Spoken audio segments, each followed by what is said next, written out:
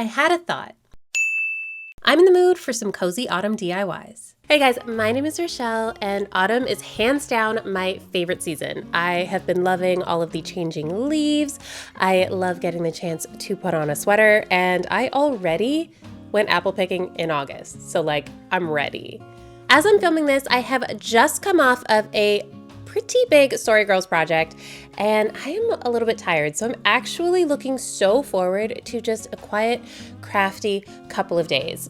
And also, I need to use up some of my DIY supplies. I don't think I've ever showed you guys this, but I have a massive amount of wood and paint and other little crafty things and hardware and just heaps and heaps of craft supplies that have just been sitting around. Today, I thought we would try and give it a wholehearted effort to use up some of my existing DIY supplies. And who knows, maybe we can make a series out of this because I got a lot of supplies to use up. We'll see. I don't know what it is about the autumn season, but for whatever reason, at least the last couple of years, I have had a sort of chill craft / TV watching obsession. So I will find myself here on this couch watching my favorite shows and needing to do something with my hands. One year it was cross-stitching on canvas. Another year it was crocheting scarves, mostly because all I know how to crochet is a rectangle. And 4 years ago, the obsession was pumpkins. Pumpkins made out of felt. Stuffed felt pumpkins. This was a very comforting craft to do. It was actually a tutorial and template that I found on Leah Griffith's website. And I actually, I paid for the template and everything, and that's when you know I'm serious about a craft. I have big ones and little ones and pink ones. Yeah, pumpkins on pumpkins on pumpkins that year. So much so that while I started out with the paper template, I actually ended up cutting all of those pieces out of foam core so that I would have a sturdier template to trace around. I've got a pumpkin color, green for the leaf, and brown for the stem, with matching embroidery floss for each. I can get all 16 crescent moon shapes I need for the pumpkin body out of one 9x12 inch sheet if I trace them close together. And then I cut them all out. And I did the same with one leaf piece, 2 brown stems, and a dot of the same color as the pumpkin. With an embroidery needle strung with my pumpkin colored thread, I joined together a pair of my crescent shapes on the inner curve with a simple whip stitch. I did the same to all the other pieces to end up with 8 pairs. I paired them off again, and this time I joined the outer curves with a blanket stitch to seal up the edges. I've linked the stitch tutorials I learned from in the description box if you want to know more. Once again, I did that to all the pieces until it was time to close up the pumpkin with the same stitch. I took one of the tail pieces and used it to stitch one side of the pumpkin closed. Next, I took the 2 stem pieces and blanket stitched all the way around the top, but left the bottom open. I grabbed my fiberfill stuffing. This bag is maybe a quarter of the amount of fiberfill I still have from last time, and I stuffed my pumpkin body and my stem. And then I used a whip stitch to join the stem to the top of the pumpkin. When that was done, I tied a knot and fed the thread through to the other side to hide it before clipping off the excess. Then I added some stitch detail to the leaf and used a couple of stitches to attach it to the top of the pumpkin. Then, to finish it all off, I hot glued the little dot piece over the not so pretty stitches I had made to close up the bottom. And my pumpkin was done. And guys, this is one of 3 different spots I've got these pumpkins scattered around the house. Okay, moving on. Okay, so we are here in my kitchen as it's going to be the site of our next DIY. I have also changed clothes because, pleased as punch as I am that it's autumn, it wasn't actually quite sweater weather, so I was getting a little toasty. Plus, what we are about to do has the potential to get extraordinarily messy. So, change of outfit, change of venue, here we go. As a non-fashion lover, I'm just kind of indifferent to it. When I find something I like to wear, I like to buy it in just many different colors. So I actually own the same hoodie in about 5 or 6 different colors, and I love them. They're basically all I want to wear all the time, and that's what I do. However, there is one of them that's maybe my least favorite, and that would be the red one. I don't know if you know this about me, but red is not one of my favorite colors. Not for decorating, not for wearing. I don't vibe with the red color of this hoodie. So since I'm not loving it as is, I thought maybe I could dye it another color. And I don't have a ton of experience dyeing fabric, but I feel like common sense dictates that you can't just go from this to any color you like. So I'm thinking we keep it kind of in the red family and go with a nice autumnal color. That would be dark purple. I got eggplant. Right? Like the red undertones in this can only enhance the dark purple color of the dye, in theory. So yesterday when I was at the craft store, I grabbed the eggplant all-purpose RIT dye, as well as the Color Stay dye fixative. And of course I used a coupon for both of them. And we're just gonna give it a shot, I think. Like, what's the harm? What are we gonna lose? A sweater we don't like the color of anyways? Starting off with the dye that we're using, that sweatshirt that I've got has a material makeup of 80% cotton and 20% polyester. So I read that the all-purpose version of the dye is great for those natural fibers like cotton and blends where the percentage of polyester is less than 35%, which is what we've got. Fantastic. Any more than 35% and you'd be looking at using their Dye More line for synthetics, but we are good to go with the all-purpose. So the all-purpose dye is something that you're supposed to be able to use in the sink or in a bucket, but I already got this big ass pot, and the website did say that using the stovetop method would give you sort of the best, most optimal color payoff. So that's what we want. Speaking of the website, they also said to use roughly 1 cup of salt for the cotton all-purpose dye version of what we're doing. Seems excessive, but I got a cup of salt, so we're gonna use a cup of salt. Oh yeah, I'm also going to sacrifice this wooden spoon that we've got in the kitchen. We're gonna turn it into a DIY spoon. Shake well before using. When the water begins to simmer, add dye and mix well. Where did I put my dye? Let's do it. Oh. So we're also going to add in our cup of salt. Wow. And it also says a teaspoon of dishwashing liquid, so why not?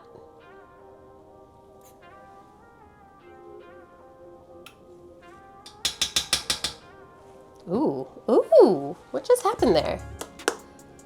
Okay. And the time has come to sacrifice our wooden spoon to mix well. Huh? I feel like we're pickling beets. Okay. Now what? Wet the fabric, squeeze out any excess water, and add it to the dye bath. Here she goes.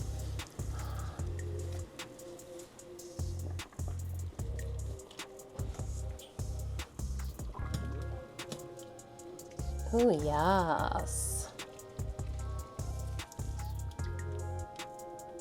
I feel like there is something very autumn, Halloween, Macbeth about this whole thing.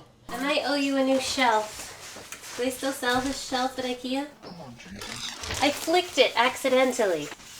Oh, wait. Okay. It's time for the fixative so that we make sure that this beautiful aubergine color actually stays in the fibers.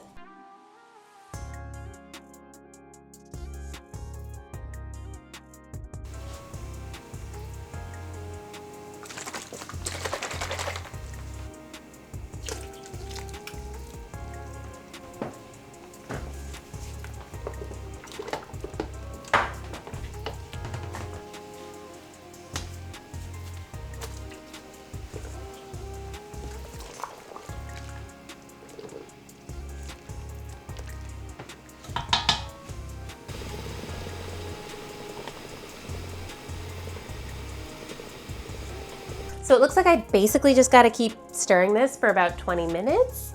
And then I can rinse it off until the water runs clear, and then throw it in the washing machine, then the dryer, and then we'll be ready to see how our autumnal purple hoodie has turned out. I'm so excited.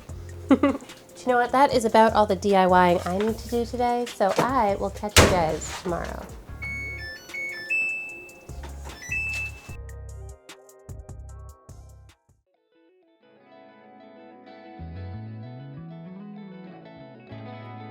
Okay, are you guys ready for another DIY? Because I am. Ever since I made this little avocado toast magnet, I have been desperate to make more food-related magnets. I don't know what it is, I just thought this turned out so freaking cute, and all I wanted to do was make more magnets. However, I told myself that I was not going to go crazy and buy a bunch of polymer clay for a new hobby, so I held off and I focused on other things. But now is the time to revisit my desire for food-related magnets, and when I think autumn and food, I think of baked goods, especially fresh baked pies. I'm feeling cozy. This definitely seems like a cozy craft. And in the spirit of using up craft supplies that I already have, I did in fact have some polymer clay on hand. Okay, we've got a little bit of white that's opened. And then it looks like I have a decent collection of polymer clay here. However, what I've got is metallic gold and 4 blocks of dark blue. So, I originally was thinking, something like a pumpkin pie would be great. I don't have pumpkin color, so I thought, what can you do with a whole mess of blue? Blueberry pie. So I'm gonna make a blueberry pie, and I think I might also be able to make an apple pie out of the white and some other stuff, so I'm excited to try that out. But what I didn't have was something for the crust, so I did purchase some ecru because I can see myself getting into this, and I already wanted to make a croissant, but I mean donuts, cookies, basically any of the baked goods. This is going to be a fantastic starting point. I did also purchase a bottle of liquid polymer clay because from the inspiration that I saw on TikTok and Instagram and YouTube, it just looked so good when it was like it had sauce on it, So that's what's going to allow me to hopefully make a ooey gooey pie. And I think that's gonna look great. And because these are gonna be fridge magnets, they're going to be mini itty bitty little pies. So what I saw a lot of people online doing was making them in bottle caps, which is just adorable. So that's what I'm gonna do. I managed to find 2 bottle caps off of one of my favorite drinks in the entire world.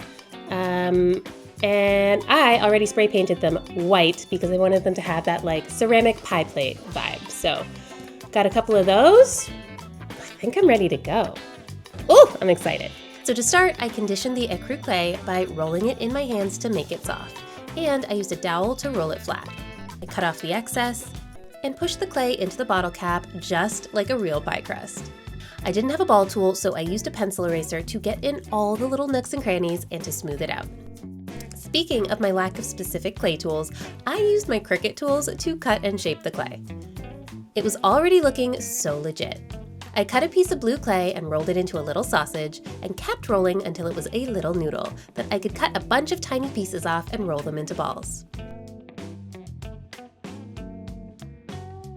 When they were ready, I could put them straight into the oven for a 5-minute pre-bake at 280 degrees Fahrenheit because I was using a ceramic tile. Meanwhile, I rolled out some more blue clay to take up the majority of the space in my pie shell. I grabbed a brown and a yellow soft pastel and shaved some powder off of them. This was perfect for giving our crust that freshly baked look. I also rolled out and cut some strips out of the ecru clay that I could weave together to form a lattice for the top of the pie. I used the same pastels to make that look toasty as well.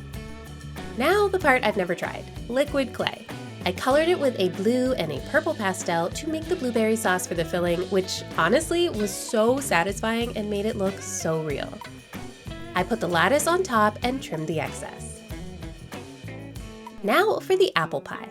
I formed a round tube shape from some white clay and cut off little chunks that I formed into balls. Red, yellow, and green pastels mixed gave a realistic apple skin color for me to roll those balls around in.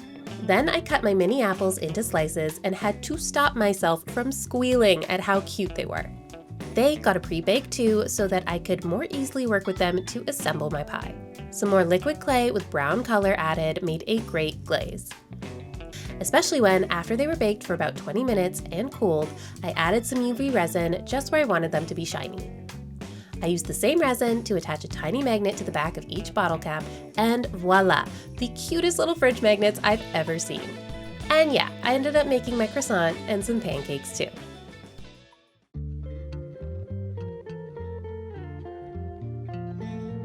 A couple of years ago, I saw these mugs online at Pottery Barn. They are the Scary Squad, and I just thought they were cute, but they were $85 for 4, and I didn't need 4 mugs anyways.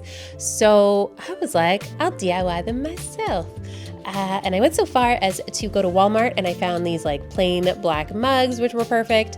And I went to the craft store with a coupon to pick up some porcelain paint, specifically meant for, painting on dishes. But these supplies sat in a box for 2 years, to the point where I was getting out my box this year and I thought, maybe I should just donate them.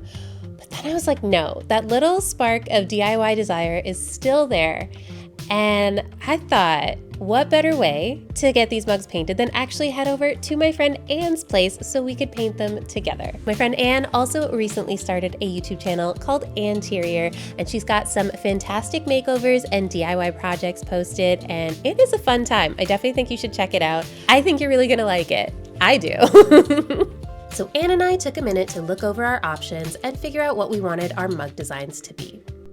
I feel like I'm just gonna do a ghost, and hopefully it's standing beside a pumpkin. I could try the witch's hat. I mean, I kind of vibe with him, but I think that one's cute. Okay. I sketched out the general shape and placement of my ghost so I would hopefully not get too far off track while painting. Starting with the white, I put down a base layer for my ghost body, which Anne and I both found to be quite streaky.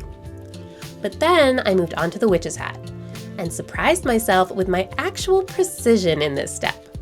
I just realized the mug is black. Did I need to paint this black? Yes. Then I needed a brown color for my broom, but we only had basic colors, so I opted to try and mix my own. First with red and green, and then adding some yellow for warmth. You guys, I think this mug was actually starting to look pretty cute. And I think Rue thought our mugs were pretty cute too. Adding a couple more layers of paint, some shading, and accents really made this mug come to life. And when we were done painting, Anne popped them into the oven for 35 minutes at 300 degrees Fahrenheit.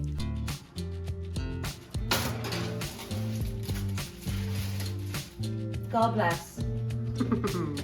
And here's how she looks after her bake.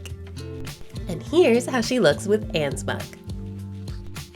It turned out pretty freaking cute. I'm so pleased with this, and even more pleased that I got to share the experience with Anne, and hers looks adorable as well.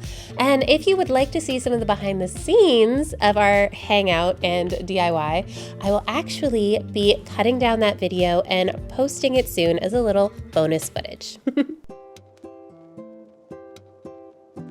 So the other day, my mom and I were perusing I bet you can guess it, the craft store. You guys are totally right. You get me.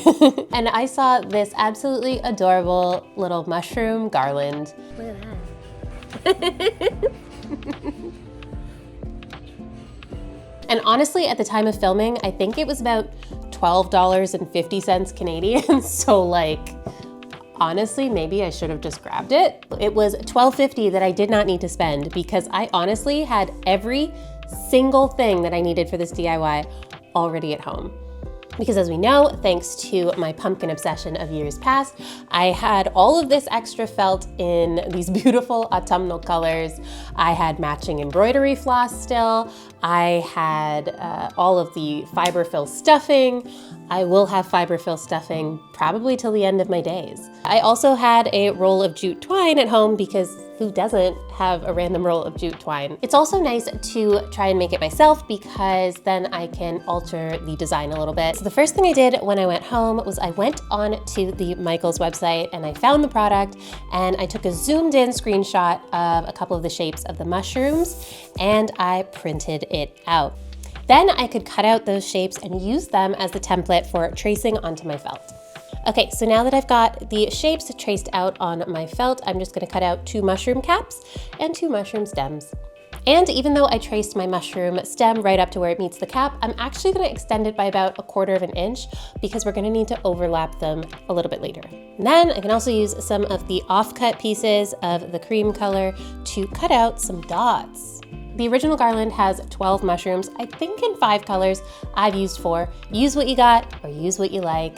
And then I also happen to have a spool of corresponding sewing thread, but I'm sure you could just take your embroidery floss and pull out one of the strands and it would work just as well. We're just gonna stitch the mushroom cap to the stem twice. And so we're just gonna do this on the back side of our mushroom. We're gonna overlap the stem onto the cap. A very simple running stitch. Guys, it's looking like a mushroom already. And it's a good idea to line up the wrong sides of your pieces together so that you get the stem attached to the cap in exactly the same place as the other side. We're just crafting, just enjoying life. No room for negativity here. Okay, so now we have 2 mushrooms. So flipping cute. So now I want to glue my piece of string to one side of my mushroom to be a little hanger. But before I do that, I actually want to wrap it around something like a pencil, or I have a bunch of these little wooden dowels. And you're just gonna wrap it around in what I discovered was a lark's head or a cow's hitch. Basically, it's that one where you have like a little loop and you put it over something and then you bring the 2 tails of your rope through the loop. Easy peasy. But this is going to be key for later on when we are assembling our garland. And then whichever mushroom you made uglier with your stitching, use that as the back piece of the mushroom. And we're just going to attach our string with the hot glue. With the hot glue. Look at that. Super cute. And then while we've got our glue gun out, we are just gonna go ahead and attach our dots. It's the most dangerous part of the whole DIY. No! Dots on mushrooms. Now we're just gonna sandwich the 2 pieces of our mushrooms together so we can start stitching. And then just like our pumpkins, we are going to do a blanket stitch. So that is the one where you put your needle through the loop you make every time you do a stitch. This is very calming. I mean, not gonna lie, this is gonna take a lot more time than just picking it up at the craft store. So now we're gonna switch to our corresponding floss for the stem. This time, we're only gonna blanket stitch about halfway for now. We're almost there, I swear. I swear, by the moon and the stars in the sky. And now's the time to stuff. And then once our mushroom is properly stuffed, we're just gonna finish blanket stitching around the stem. And we have a cute little stuffed mushroom. And you could stop here, but we're not gonna. We're gonna make it a garland. So now comes the time where we're just going to string all of our mushrooms onto our garland piece, and that is where the dowels come in because they've been holding the shape of our cow hitch or lark's head, so that we can just take the end of our string and pop it through. And then tighten it down when we've got it where we want it. Isn't that cool? So then I just gotta decide how to space these out and kind of lock them down. And we've got a garland. How cute is that? That's pretty cute. Not gonna lie, that's pretty cute.